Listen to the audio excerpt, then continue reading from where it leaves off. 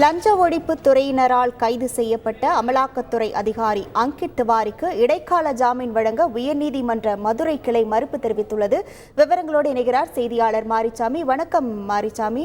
இரண்டாவது முறையாக அங்கித் திவாரிக்கு ஜாமீன் வழங்க மறுப்பு தெரிவிக்கப்பட்டுள்ளது. என்ன காரணத்தை முன்வைத்து உயர்நீதிமன்ற மதுரை கிளை இந்த உத்தரவை பிறப்பித்துள்ளது? விவரங்கள் என்ன?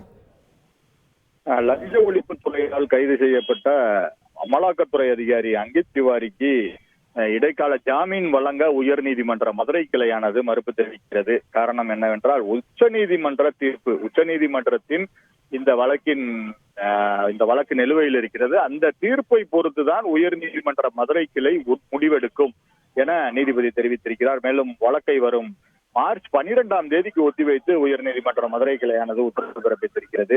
வழக்கின் பின்னணி பார்த்தோமானால், திண்டுக்கல் அரசு மருத்துவமனையில் பணிபுரியும் மருத்துவர் சுரேஷ் பாபுவிடம் லஞ்சம் வாங்கும் போது கைது செய்யப்பட்ட அமலாக்கத்துறை துணை இயக்குநர் அங்கித் திவாரி தனக்கு ஜாமீன் வழங்க கோரி உயர்நீதிமன்ற மதுரை கிளையில் மனு தாக்கல் செய்தார். திண்டுக்கல் அரசு மருத்துவர் சுரேஷ் பாபு மீதான வருமானத்திற்கு அதிகமாக சொத்து சேர்த்த வழக்கிலிருந்து தப்பிக்க வைக்க தனக்கு 3 கோடி ரூபாய் லஞ்சம் வேண்டும் என மதுரை அமலாக்கத்துறையில் பணிபுரியும் துணை இயக்குநர் அங்கித் திவாரி மருத்துவர் சுரேஷ் பாபுவை அணுகியிருக்கிறார். அதில் 51 லட்சம் ரூபாய் கண்டிப்பான முறையில் தர வேண்டும் என மிரட்டி இருக்கிறார் அங்கித் திவாரி. அதைத் தொடர்ந்து கடந்த ஆண்டு நவம்பர் மாதம் 20 லட்சம் ரூபாய் கொடுத்துள்ளார். தொடர்ந்து வாட்ஸ்அப் மூலமாக அங்கித் திவாரி மீதியுள்ள 31 லட்சத்தை கேட்டு தொந்தரவு செய்திருக்கிறார். இதையடுத்து டாக்டர் சுரேஷ் பாபு திண்டுக்கல் மாவட்ட லஞ்ச ஒழிப்பு காவல்துறையில் புகார் அளித்தார். புகாரின் பேரில் அங்கித் திவாரிக்கு லஞ்ச பணத்தை கொடுத்த போது அந்த லஞ்ச ஒழிப்புத்துறையினர் அவரை சுற்றி வளைத்து காரை விரட்டி பிடித்து கைது செய்திருக்கின்றனர்.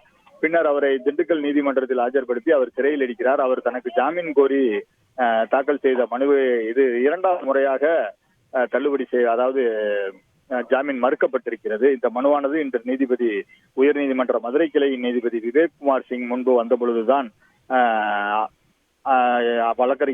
அரசு வழக்கறிஞர் திருவடிக்குமார் ஆஜராகி உச்சநீதிமன்றத்தில் வழக்கு விசாரணைக்கு மட்டுமே இடைக்கால தடை விதித்திருக்கிறது. அதனால்தான் இறுதி குற்றப்பத்திரிகை தாக்கல் செய்யவில்லை. இந்த வழக்கில் குற்றப்பத்திரிகை தயாராக இருக்கிறது. இந்நிலையில் அங்கித் திவாரிக்கு ஜாமீன் வழங்கும் பட்சத்தில் உச்சநீதிமன்றம் கேள்வி எழுப்பிவிடும்.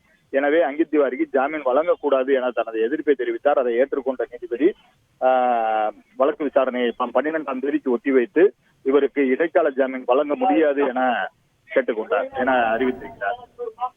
உங்கள் முழு விவரங்களுக்கு நன்றி மாரிசாமி.